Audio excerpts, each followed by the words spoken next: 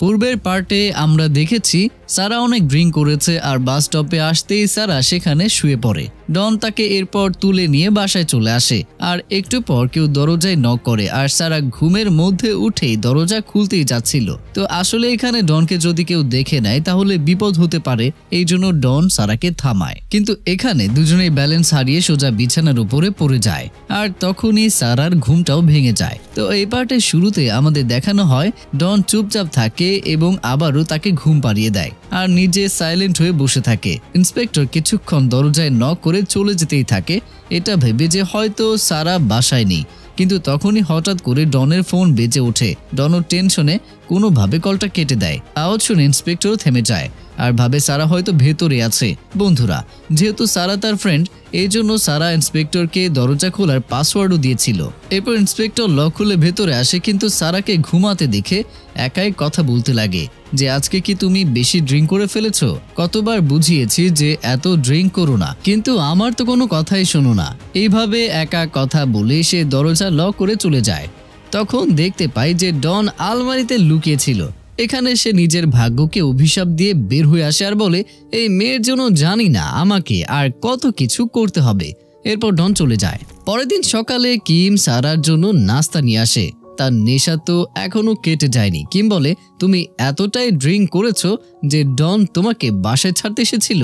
এই কথা শুনে সারা চমকে যায় আর ভাবে, আমি তাহলে বাসায় আসলাম কিভাবে? এরপর সারা কিমকে বলে, ডন আমাকে বাসায় ছাড়তে এসেছিল। তখনই কিম সারাকে দেয়ালে লেগে থাকা একটা চিঠি দেখায়, যেখানে ডন লিখেছিল যে এরপর থেকে যতটা ড্রিঙ্ক করতে পারবে ঠিক ততটাই করবে।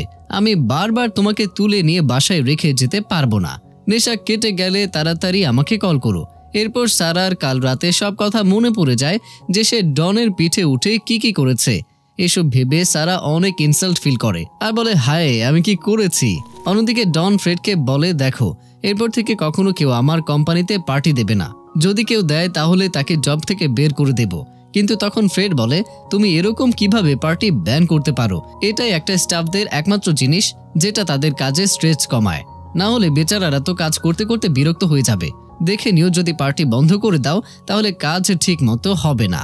ডন বলে, তুমি তো এখনো ঠিক মতো কাজেই আসো না, হঠাৎ করেই উধাও হয়ে যাও, জানি না কোথায় যাও কি করো। তখন ফ্রেড কোনো বাহানা করে বের হয়ে চলে যায়।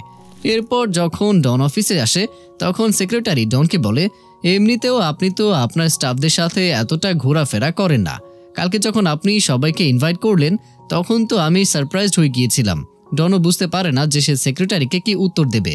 ডন বলে, আমার ঘোরাফেরায় কোনো ইন্টারেস্ট নেই, কিন্তু কথা আছে না, নিজের স্টাফদের খেয়াল রাখা আমার দায়িত্ব। এই জন্য আমার দায়িত্ব মনে করে আমি সবকিছু করেছি। তুমি বেশি প্রশ্ন করো না। তোমার সাইন চাই না? করেছি সাইন, এখন বের হয়ে যাও এখান থেকে। এভাবে ডন সেক্রেটারিকে সেখান থেকে পাঠিয়ে দেয়। আজকে ডন সারাকে কাজ দিয়েছে যে সে কেনেথের ফোনের সব তথ্য একটা পেন ড্রাইভে কপি করবে। সারা ফোনের ভেতরে ডনের উপরে রেগে যায় আর বলে, তার ফোনের সবকিছু কপি করা কি এতটাই সহজ? দেখো এটা আমি করতে পারবো না। ডন বলে, আজ তোমাকে শুধু এই কাজটাই করতে হবে, শুধু এটাই। এই জন্য বেশি ভেবো না আর কাজে লেগে পড়ো। এটা করলে কালকের হ্যাংওভারও চলে যাবে। সারা এখানে কথা ঘোরানোর জন্য বলে, এখানে সিগন্যাল নেই, পরে কল করব। এটা বলে সারা কল কেটে দেয়। এর মধ্যে সেখানে কেনে চলে আসে আর বলে, কালকে তুমি যতটা ড্রিঙ্ক করেছো তার জন্য তো তোমাকে 2 দিন বিছানায় পড়ে থাকতে হতো। তুমি আসলেই অনেক স্ট্রং যে আজকেই কাজে চলে এসেছো। এটা বলে কেনেথ ভেতরে চলে যায়। ওইদিকে নিক রিচার্ডকে কোম্পানি ফসল রেকর্ড দেখায়, যেটা দেখে বোঝা যায় যে কেনেথ অনেক বড় একটা অ্যামাউন্ট স্ক্যাম করেছে। এটা দেখে তো রিচার্ড একদম রেগে যায় আর কেনেথের সাথে দেখা করতে চলে যায়। ওদিকে সারা কেনেথকে তার আজকের লিস্ট বলে দেয়। এরপর সারা বাইরে আসে আর রিচার্ডকে ভেতরে রেগে আসতে দেখে এবং সারা বুঝতে পেরে যায় যে আজ অবশ্যই কেনেথ বিচ্ছিন্ন হতে চলেছে। আর তার সন্দেহ ঠিক হয়। রিচার্ড কেনেথের কেবিনে যাওয়ার সাথে সাথেই কেনেথকে সে একটা জোরে থাপ্পড় মারে আর বলে, তোমার এত বড় সাহস কিভাবে হলো যে কোম্পানির টাকা স্ক্যাম করার? কেনেথ বলে, বাবা আমি এসব কিছু আপনার জন্য করেছিলাম, না হলে ওই ডন পুরো কোম্পানি নিজের হাতে করে নেবে। এই কোম্পানিতে আপনারও ঠিক ততখানি অধিকার আছে যতখানি অধিকার ওই ডনের আছে। রিচার্ড বলে, তুমি পাগলদের মতো কথা বলা বন্ধ করো। তুমি যা করছিলে তার জন্য কোম্পানি শেষ হয়ে যাবে, বুঝতে পেরেছো? আর এই সব কিছু ক্যামেরার মাধ্যমে ডন দেখে ফেলে। আর এসব দেখে ডনও চমকে যায় আর ভাবে, রিচার্ড নিজের ছেলেকে, তাও আবার এত বড় ছেলেকে মারছে। বাইরে দাঁড়িয়ে সারা সবকিছু শুনতে পারে যে রিচার্ড কেনেথকে মারছে। এরপর রিচার্ড কেনেথকে কঠোরভাবে বলে, তোমাকে যে কাজ দেওয়া হয়েছে শুধু সেটাই করো, অন্য বিষয়ে তোমার হস্তক্ষেপ করার প্রয়োজন নেই, আর যদি করো তাহলে তোমার চামড়া তুলে ফেলবো, বুঝতে পেরেছ? কিন্তু ঠিক তখনই সারা ভেতরে আসে আর বলে, মিস্টার কেনেথের খুব জরুরি একটা মিটিং আছে, চলুন। রিচার্ড তো সারাকেও গালি দেয় আর বলে, তুমি কি দেখছো না এখানে কথা হচ্ছে? হঠাৎ করে মাঝখানে চলে কেন আসলে, বেয়াদব কোথাকার। এরকম করে রিচার্ড, সারা আর কেনেথ দুজনকেই গালি দিয়ে চলে যায়। আসলে সারা কেনেথকে তার বাবার হাত থেকে বাঁচিয়ে তাকে ইমপ্রেস করার চেষ্টা করছিল। কেনেথ জিজ্ঞেস করে, তোমার মাঝখানে আসার কি দরকার ছিল? কিন্তু সারা তার কোনো উত্তর দেয় না।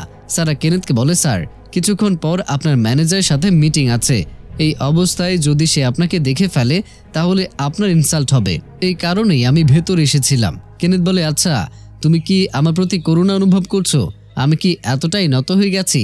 তখন সারা কিছু বলে না, শুধু তাকে শান্ত করার জন্য এসব কিছু বলে সেখান থেকে চলে যায়। কিন্তু সারা যা করেছে তা কেনেথের ভালোর জন্যই করেছে, এটা কেনেথ রিয়ালাইজ করে আর সারার ব্যাপারে তার ভালো অনুভব হয়। এরপর সেখানে ম্যানেজার আসে আর কেনেথ ম্যানেজারকে বলে, আমি তোমাকে যেটা বলেছিলাম সেটা করার সময় এখন এসে গেছে, তাড়াতাড়ি করো। ম্যানেজার বলে, স্যার সেটাতে অনেক রিস্ক। কিন্তু কেনেথ তাকে বকা দেয়ার বলে, আমি তোমাকে এই জন্য ম্যানেজার বানিয়েছি যাতে তুমি আমার কাজ করতে পারো, বুঝতে পেরেছো?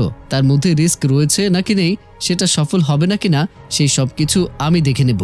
তোমাকে যে কাজ দেওয়া হয়েছে সেটা শুধু তুমি করো, আগে পেছনে কিছু ভাবার প্রয়োজন নেই। এসব কিছু ডন ক্যামেরাতে দেখে ভাবনায় পড়ে যায় যে আসলে কেনেথ কি করতে চায়। এরপর যখন কেনেথ বাইরে আসে তখন সারা বলে, স্যার 2টার সময় আপনার একটা মিটিং আছে। কেনেথ বলে, সব মিটিং ক্যান্সেল করে দাও। এটা বলে কেনেথ চলে যায়। সারাও কিছু কটন আর কিছু ঔষধ নিয়ে কেনেথের পিছু পিছু যায়। এসব কিছু ডন ক্যামেরাতে দেখে চমকে যায় আর বলে সে আবার কোন নতুন প্ল্যান বানাচ্ছে। ওদিকে কেনেথ যখন লিফটে চড়ে সারাও তখন ভেতরে যায়। কেনেথ সারাকে দেখে চিৎকার করে বলে ওঠে, তোমার কি হয়েছে? তুমি কেন এখানে এসেছো? বাইরে যাও। এর মধ্যেই সেখানে ডন চলে আসে, কারণ ডন সারাকে একা কেনেথের সাথে ছাড়তে চাইছিল না। কেনেথ লিফট বন্ধ করতে চায় কিন্তু ডন তার পা মাঝখানে রাখে এবং সারাকে তার চোখের ইশারায় ভয় দেখায় যে তুমি এখানে একা কি করছো। কিন্তু সারা তাড়াতাড়ি তার পায়ের উপরে লাথি মারে আর ডনের পা তখন বাইরে বের হয়ে যায় আর তখনই লিফটটাও বন্ধ হয়ে যায়। বাইরে ডন চিৎকার করে বলে ওঠে, এই মেয়ের এত বড় সাহস যে আমাকে লাথি মারে। ওইদিকে লিফটের ভেতরে কেনেথ জিজ্ঞেস করে, এখানে কি হচ্ছে? সারা বলে, আপনার মুখ থেকে রক্ত বের হচ্ছে স্যার। যদি এই অবস্থায় সে আপনাকে দেখে ফেলে তাহলে আপনার ইমেজ খারাপ হয়ে যাবে, এই জন্য আমি এরকম করছি। এসব কথা শুনে কেনেথ তার মোবাইল ক্যামেরা অন করে আর দেখে যে সারা একদম সত্যি কথাই বলছে, আসলে তার মুখ থেকে রক্ত বের হচ্ছিল। এরপর সারা নিজে কেনেথের রক্ত পরিষ্কার করে দেয় আর কেনেথও সারার উপর আরো বেশি ইমপ্রেস হয়ে যায়। এরপর যখন লিফট খুলে যায় তখন ডন সেখানে দাঁড়িয়েছিল, মনে হয় সিঁড়ি দিয়ে এসেছে। ডন তো ভিলেনের মতো সারাকে ভয় দেখায় যে তুমি আমাকে লাথি মেরে ঠিক করনি। এর মধ্যে কেনেথ লিফট থেকে বের হয়ে চলে যেতে লাগে, সারাও তার পেছনে চলে যায়। কেনেথের একটু ভালো লাগে কারণ সারা ডনের ইনসাল্ট করেছে। এরপর কেনেথ সারাকে বলে, তুমিও মিটিংয়ে চলো। এসব দেখে ডন একটু পজিটিভ ফিল করে আর বলে, সে আমাকে লাথি মারলো আবার আমার শত্রুর সাথে চলে যাচ্ছে। বাইরে গিয়ে যখন নিক কেনেথের জন্য গাড়ির দরজা খুলে দেয় তখন কেনেথ নিককে ধাক্কা মেরে সরিয়ে দেয়, কারণ নিক কেনেথের বাবা অর্থাৎ রিচার্ডকে তার স্ক্যামের ব্যাপারে বলে দিয়েছে। কেনেথ নিককে বলে, নিক তুমি আমার গুপ্তচর হয়েছো, তাই তোমার আমার সাথে আসার প্রয়োজন নেই। এটা বলে কেনেথ নিকের বদলে সারাকে গাড়িতে বসতে বলে। ওইদিকে ডন তার গাড়িতে বসে পড়ে আর ড্রাইভার সিটে বসেছিল ফ্রেড। ফ্রেড ডনকে বলে, তুমি এত রেগে যাচ্ছ কেন, কি হয়েছে? সারা কি কিছু করেছে? ডন বলে, মুখ বন্ধ করে গাড়ি স্টার্ট করো। এটা বলে ডন তার পা উপরে রাখে আর এটা দেখে ফ্রেড বলে, এই খারাপ অভ্যাস কবে থেকে হয়েছে তোমার? পা নিচে করো। কিন্তু ডন এসবে কান না দিয়ে একা একাই বলতে থাকে, তুমি এটা ঠিক করোনি সারা, কেনেথের সামনে তুমি আমার পায়ে লাথি মেরেছো, আমি তোমাকে ছাড়বো না। এভাবেই ডন ব্যথায় একাই বকবক করতে থাকে। এসব শুনে ফ্রেড হাসে আর বলে, সত্যি কি সে তোমাকে লাথি মেরেছে? ডন বলে, এসব কি লাগিয়ে রেখেছো তুমি? এসব কিছু আমার প্রজেক্টের অংশ, বুঝতে পেরেছো? এখন বোকার মতো আমার মুখ দেখা বন্ধ করো আর গাড়ি স্টার্ট করো। ফ্রেডও গাড়ি স্টার্ট করে বের হয়ে যায়। ওইদিকে কেনেথ আর সারা একটা রেস্টুরেন্টে আসে যেখানে বড় বড় কোম্পানির লোকেরা সিক্রেট মিটিং করে। সেখানে অনেক রকমের বৈচিত্র্য খাবার সার্ভ করা হয়। কেনেথ সারাকে বলে, আজকে তুমি যে ভালো কাজটা করেছো এই ট্রিটটা তার জন্যই, তোমার যা ইচ্ছে তুমি তাই নিয়ে খাও। কিন্তু এর মধ্যে কোনো খাবার খাওয়ার মডেল তো সারা জানতো না। এরপরে সারা যখন কিছু নেওয়ার চেষ্টা করে তখন কিছু গ্রেভি কেনেথের শার্টের ওপরে পড়ে যায়। সারা বলে, ও সরি স্যার, ভুল হয়ে গেছে। কিন্তু কেনেথ বলে, কোনো সমস্যা নেই, আমার কাছে আরও একটা শার্ট আছে, গাড়ির ভেতরে রাখা আছে, যাও গিয়ে নিয়ে আসো। এরপর সারা যখন বাইরে আসে তখন গাড়ির ডিক্কি খুলে যায়, আর তখনই ডন রাগী ইয়াংম্যানের মতো অ্যাটিটিউড নিয়ে নিজের পা ডিক্কিতে রাখে। সারা ডনের হাত ধরে টেনে তাড়াতাড়ি নিয়ে আসে আর বলে, শোনো, সে যদি তোমাকে এখানে দেখে ফেলে তাহলে আমাদের পুরো অপারেশন শেষ হয়ে যাবে। ডন সারার হাতে একটা পেন ড্রাইভ দিয়ে বলে, তার ফোনের সব কিছু এখানে কপি করে নিয়ে আসো, না হলে তোমার ছাড় নেই। এরপর ডন তার পা কাঁপিয়ে দেখায় আর বলে, যত জোরে তুমি আমার পায়ে লাথি মেরেছিলে ঠিক সেই রকম তাড়াতাড়ি করে তার ফোনের তথ্য কপি করে নিয়ে আসো। এটা বলে ডন চলে যায়। এরপর সারা রেগে যায় আর বলে, জানি না সে কেসের তদন্তকারী নাকি অন্য কিছু, আসল কাজ তো আমিই করছি। এরপর সারা যখন ভেতরে যায় তখন দেখে কেনেথ বাথরুমে গেছে, কিন্তু কেনেথের ফোন টেবিলের উপরে ছিল। আর সুযোগ পেয়ে সারা তার পেন ড্রাইভ ফোনে কানেক্ট করে, আর এখন কেনেথের ফোনের সব তথ্য তাদের সিস্টেমে কপি হতে থাকে। তারা ক্যামেরাও হ্যাক করে কেনেথকে ট্র্যাকিং করা শুরু করে। প্রায় 90% কপি হয়েছিল, কিন্তু তখনই কেনেথ দরজার কাছে চলে আসে।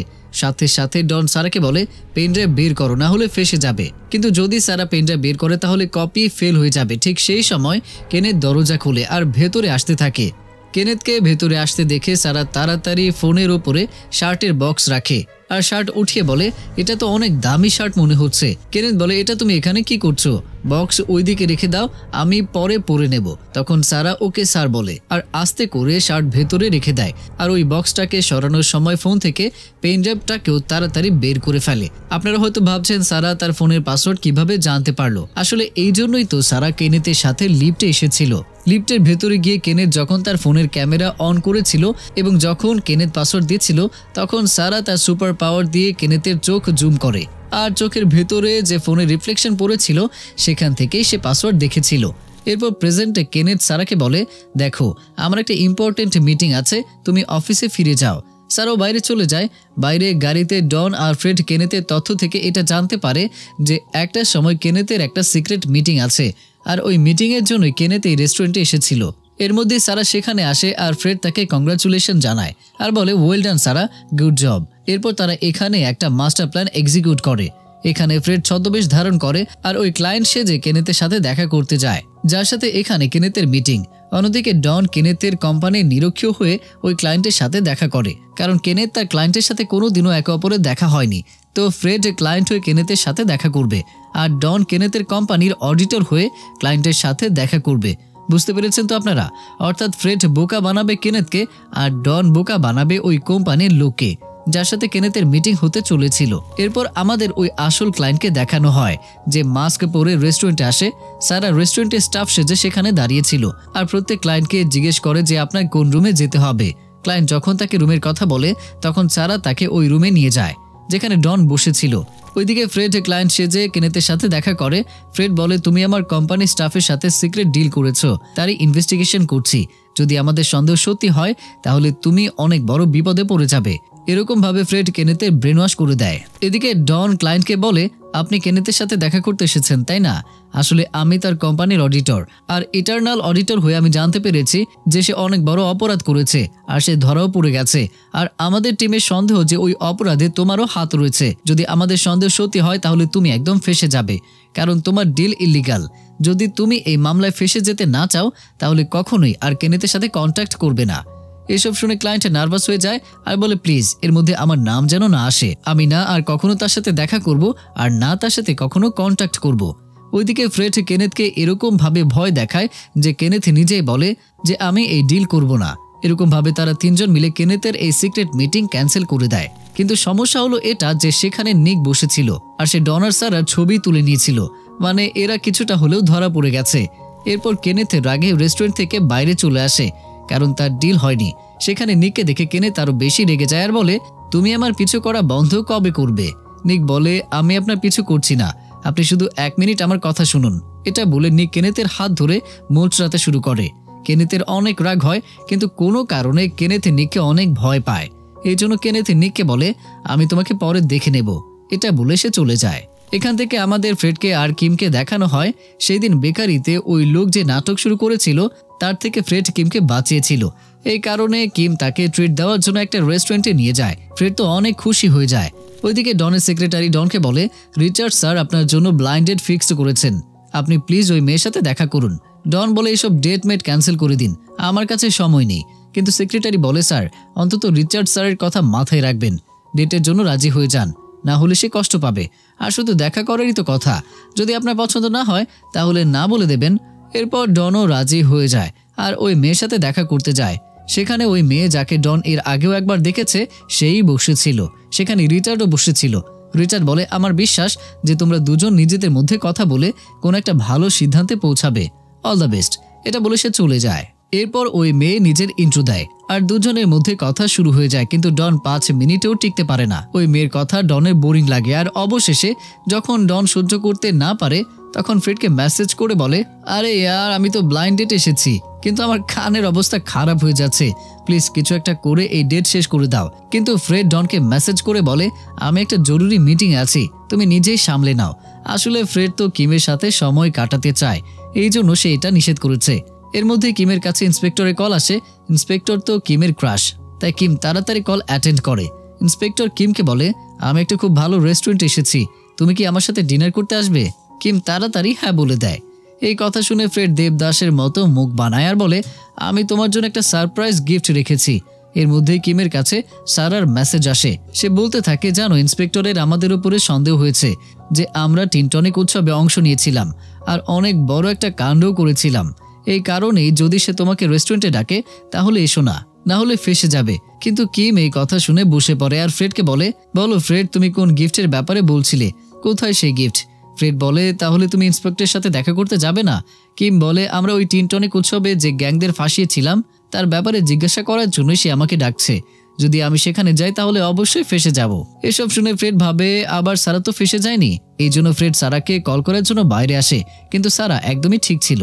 এরপর ফ্রেড সারাকে বলে, দেখো ডন একটা ব্লাইন্ড ডেটে ফেসে গেছে, প্লিজ তুমি গিয়ে তাকে বাঁচাও। এই কথা শুনে সারা ফ্রেডকে গালি দেয় আর বলে, আমার কাছে কি অন্য কাজ নেই যে তাকে বাঁচাবো? ফ্রেড বলে, এটা কি বলছো সিস্টার, সে তোমাকে কতবার বাঁচিয়েছে আর তোমার জন্য কত কিছু করেছে, তার তুলনায় এটা অনেক ছোট একটা কাজ, প্লিজ করে দাও না বেচারার জন্য। সারার কাছে আর কোনো উপায় থাকে না, তাই সারা ইন্সপেক্টরকে বলে, দেখো আমার একটা আর্জেন্ট মিটিং আছে, যেতে হবে, আমার অন্য একটা ফ্রেন্ড আছে যে তোমার সাথে ডিনার করবে। এটা বলে সারা তার ফ্রেন্ডকে ইন্সপেক্টরের সাথে কানেক্ট করে দিয়ে যায়। ওইদিকে কিম জিদ করে আর বলে, কোথায় সেই গিফট, দেখাও আমাকে। ফ্রেড কোনো উত্তর দেয় না, তাই কিম রেগে চলে যেতে লাগে। তখনই ফ্রেড কিমকে থামিয়ে দিয়ে বলে, তুমি আমাকে এখানে কেন এনেছিলে? শুধু খাবার খাওয়ানোর জন্য? চলো পাশে একটা গেম সেন্টার আছে, সেখানে গিয়ে কিছু খেলি, যে জিতে যাবে তার উইশ পূরণ করতে হবে, বলো রাজি? কিমও রাজি হয়ে যায় আর দুজন গেম সেন্টারে যায়। কিন্তু সেখানে গিয়ে সে জানতে পারে এইসব গেম খেলতে কিম অনেক এক্সপার্ট, তাই কিম সব গেমেই জিতে যায় আর ফ্রেড এখানে একটা পয়েন্টও পায় না। এমনকি পাওয়ার 5 গেমেও কিম জিতে যায়। সব গেম হেরে যাওয়ার পর ফ্রেড কিমকে জিজ্ঞেস করে, ঠিক আছে এবার বলো তোমার ইচ্ছে কি, আমি সেটা পূরণ করার চেষ্টা করব। কিম হাসে আর বলে, ফলো মি। অন্যদিকে কেনেথের সাথে একজন লোক বসেছিল, যে কেনেথকে জিজ্ঞেস করে, তোমার বাবা ডনের জন্য ব্লাইন্ড ডেট কেন ফিক্সড করেছে আর তার ডেট এই রেস্টুরেন্টে কেন ফিক্স করা হয়েছে, তুমি কি জানো না? এসব শুনে কেনেথের অনেক রাগ হয়। এদিকে ডন ওই মেয়েকে দেখার বদলে এদিক ওদিকে দেখে আর মনে মনে বলে, কেউ তো আমাকে বাঁচাও। আর তখনই সেখানে সারার এন্ট্রি হয়। সে এসে বলে, তোমার এত বড় সাহস কি করে হয় যে আমাকে ছেড়ে অন্য মেয়ের সাথে এরকম ভাবে ওঠা বসা করার? সারাকে দেখে ডন চমকে যায় আর ভাবে, এ আবার কোন প্ল্যান তৈরি করে এসেছে। এরপর সারা যখন ডনের কানে বলে প্ল্যান বি, তখন ডন বুঝতে পেরে যায় যে অবশ্যই সারাকে ফ্রেডি পাঠিয়েছে। এরপর সারা ওই মেয়েকে অনেক পট্টি পড়ায় যে আমি ডনের গার্লফ্রেন্ড, আমরা দুজন দুজনের জন্য। ওইদিকে কিম ফ্রেডকে তার বেকারিতে নিয়ে যায়। আসলে কিমের বন বানানোর জন্য আটা মাখাতে হবে, আর এই জন্যই কিম ফ্রেডকে এখানে নিয়ে এসেছে। আসলে ফ্রেডেরও কিমের জন্য এসব করতে ভালো লাগে, কারণ বুঝতে হবে পীড়িত করে তো, তাই সে খুশিতে লাফাতে লাফাতে আটা মাখতে শুরু করে। কিন্তু আসলে ফ্রেড তো ভালো করে আটা মাখাতে পারে না। কিম নিজের হাতে তাকে আটা মাখতে শেখায়, আর শেখাতে শেখাতে কিম ফ্রেডের হাতের উপর হাত রেখে ডলাডলি শুরু করে। ওইদিকে সারা তার আর ডনের লাভ স্টোরি শুনিয়ে ওই মেয়েকে বিরক্ত করে তোলে। শেষমেশ মেয়েটা তো উঠে চলে যায়, কিন্তু যাওয়ার সময় মেয়েটা ডনকে হুমকি দিয়ে যায় যে তুমি আমাকে ধোঁকা দিয়েছো, এর বদলা তো আমি অবশ্যই নিয়ে ছাড়বো, দেখে নিও। মেয়েটা চলে যাওয়ার পর ডন তার হাত ছাড়িয়ে সারাকে গালি দেয় আর বলে, তোমার ড্রামাটা একটু বেশি হয়ে গেছে। সারা উত্তরে বলে, কেন? আমার ইচ্ছে নেই এসব করার, তাও আবার তোমার জন্য? কখনোই না, এগুলো তো শুধু প্ল্যান বি ছিল। কিন্তু তখনই সারা দেখে ফেলে যে সেক্রেটারি একটু দূরেই দাঁড়িয়ে আছে। এই কথা সারা যখন ডনকে বলে তখন ডনও একটু নার্ভাস হয়ে যায় আর বলে, জানি না সে প্রথম থেকে আমার ব্যাপারে কি ভাবছে। যদি সে তোমাকে আমার সাথে দেখে ফেলে তাহলে সব কাজ শেষ হয়ে যাবে। তাই সে তোমাকে দেখার আগেই আমাদের ওপরে চলে যেতে হবে। সেখানে একটা রুম আছে আমার, যখনই সেক্রেটারি চলে যাবে তখন তুমি বের হয়ে যেও। এটা বলে ডন সারাকে একটা আজব চশমা পরিয়ে তার সাথে নিয়ে যায়। সেক্রেটারি সারার চেহারা দেখার অনেক চেষ্টা করে কিন্তু তার চেহারা খুব একটা দেখা যায় না আর তারা খুব ভালোভাবেই চলে যায়। এরপর সেক্রেটারির নজর থেকে বাঁচার জন্য সারা বাইরে যাওয়ার চেষ্টা করে কিন্তু সেক্রেটারি রাস্তার মধ্যে দাঁড়ায়। তাই এখন তার কাছে ডনের রুমে যাওয়া ছাড়া আর কোনো রাস্তাই নেই। সেক্রেটারিও ভেবে নেয় যে এই মেয়েই হয়তো যার সাথে ডনের ডেট ফিক্স করা হয়েছে তাকে ভাগিয়ে দিয়েছে। এদিকে ডন আর সারা রুমে চলে আসে। সারা যখন বাইরে উকি দেয় তখন সেখানে সেক্রেটারি ছিল না। সারা ডনকে বলে, তোমার সেক্রেটারি চলে গেছে, তাই এখন আমিও চলে যাই। কিন্তু এর মধ্যেই সারার পেটে আওয়াজ হতে শুরু করে, কারণ তার খুবই ক্ষুধা লেগেছিল। ডন বলে, ঠিক আছে, যদি ক্ষুধা লেগে থাকে তাহলে কিছু খেয়ে নাও। সারা রুমের এদিকে ওদিকে দেখে বলে, এটা তো অনেক বিলাসবহুল রুম, তুমি কি এখানে একাই থাকো? ডন তখন বলে, তুমি আমার ব্লাইন্ড ডেটকে ভাগিয়ে দিয়েছো, এই খুশিতে আমি তোমাকে ট্রিট দিচ্ছি, যা চাও অর্ডার করে খেয়ে নাও। এরপর সারা একটা স্ট্রিট ফুড অর্ডার করে যেটা তার খুবই ফেভারিট। আচ্ছা, তুমি কি এগুলাই খাও? সারা বলে, অনেক টেস্টি এই ডিশ, তুমি একটু খেয়ে দেখো, অনেক মজা লাগবে। এটা বলে সারা ডনের মুখের কাছে খাবার নিয়ে যায়। ডনও খেতে যাবে কিন্তু তখনই সারা সেটা নিজেই খেয়ে ফেলে। ওইদিকে ফ্রেড আর কিম খেলতে খেলতে আটা মাখাতে থাকে। তখনই সেখানে ইন্সপেক্টর আসে আর বলে, আচ্ছা তাহলে এটাই হলো তোমার ইম্পর্টেন্ট কাজ, তুমি কি কখনো টেনটনিক উৎসবে গিয়েছো? কিম বলে, না, আমি তো ওই জায়গার ব্যাপারে কিছু জানি না। ফ্রেড সেখান থেকে বেঁচে চলে যাওয়ার জন্য চেষ্টা করে। তখন ইন্সপেক্টর জিজ্ঞেস করে, তুমি কি এই মেয়ের নতুন বয়ফ্রেন্ড? ফ্রেড কিছু বলতে যাবে তখন ইন্সপেক্টর বলে, আমি তোমাকে পরে জিজ্ঞেস করব। এটা বলে সে চলে যায়। এরপর ফ্রেড যখন রাগে সেখান থেকে চলে যেতে থাকে তখন কিম তাকে থামিয়ে বলে, তুমি কোথায় যাচ্ছ? ফ্রেড বলে, তোমার উদ্দেশ্য কি? তুমি যখন আমার সাথে কথা বলো তখন মনে হয় তুমি আমাকে পছন্দ করো, কিন্তু তার সাথেও ঠিক সেম ভাবেই কথা বলো। আমি তোমাকে বুঝতে পারছি না, তাই দেখো এরপর থেকে আমাকে বিরক্ত করবে না। এসব বলে ফ্রেড রেগে চলে যায়। ওইদিকে নিক কেনেথকে ডন আর সারার ছবি দেখিয়ে বলে, আমার তো মনে হয় যে এরা দুজন একসাথে কাজ করছে। কেনেথের তো অনেক রাগ হয় যে সেও আমার পেছনে গুপ্তচুরি করছিল। যাই হোক, তুমি তার উপর এখন থেকে নজর রাখবে। এদিকে সারা পেট ভরে খাবার খায় আর ড্রিঙ্কও অনেক করে। ডন বলে, বেশি ড্রিঙ্ক করো না, তোমাকে বাসায়ও যেতে হবে। কিন্তু ডন যখন পেছনে ফিরে তাকায় তখন দেখে সারা ঘুমিয়ে পড়েছে। এটা দেখে ডন আবারও নিজেই নিজেকে দোষ দিয়ে বলে, আরে ইয়ার, আমি আবারও আমার বিপদ ডেকে আনলাম। একে আগেই বাসায় পাঠিয়ে দেওয়া উচিত ছিল আমার। আর কোনো রাস্তা না পেয়ে ডন সারাকে উঠিয়ে নিয়ে বেডরুমে শুইয়ে দেয় আর নিজে সোফায় শুয়ে পড়ে। আর ওইদিকে কেউ একজন কোম্পানির ফাইন্যান্সিয়াল ডকুমেন্টের অ্যাক্সেস নিয়ে ফেলেছে। এখানে তো দেখে মনে হচ্ছিল এটা কোনো হ্যাকার হবে, তবে এখানে আসলে কি হচ্ছে বা কে সেটা তো আর বলা হয় না, তবে সেটা একটু সামনেই আমরা জানতে পারবো। তো পরের দিন সকালে ডনের ঘুম ভাঙলে সে দেখতে পায় সে বেডে শুয়ে আছে আর সারা তার উপরে হাত দিয়ে আছে। এটা দেখে ডন চমকে যায় আর বলে, আমি এখানে কি করে আসলাম? এরপর ডন সারার হাত সরানোর চেষ্টা করে কিন্তু তখনই ফোনটা বেজে ওঠে। সারাকে সরানোর চক্করে ডন কল রিজেক্ট করার বদলে কল অ্যাটেন্ড করে ফেলে।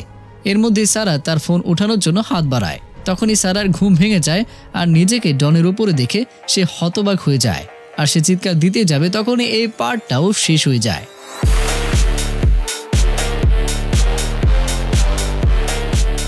তো প্রিয়জনেরা, ধীরে ধীরে এই ড্রামাটা একটা ইন্টারেস্টিং মোড়ে গিয়ে পৌঁছাচ্ছে। সো আই হোপ এই ড্রামাটা আপনাদের ভালো লাগছে। দেখা হচ্ছে পরের পার্টে। ততক্ষণ পর্যন্ত সবাই ভালো থাকুন, সুস্থ থাকুন আর অবশ্যই আমাকে মনে রাখুন।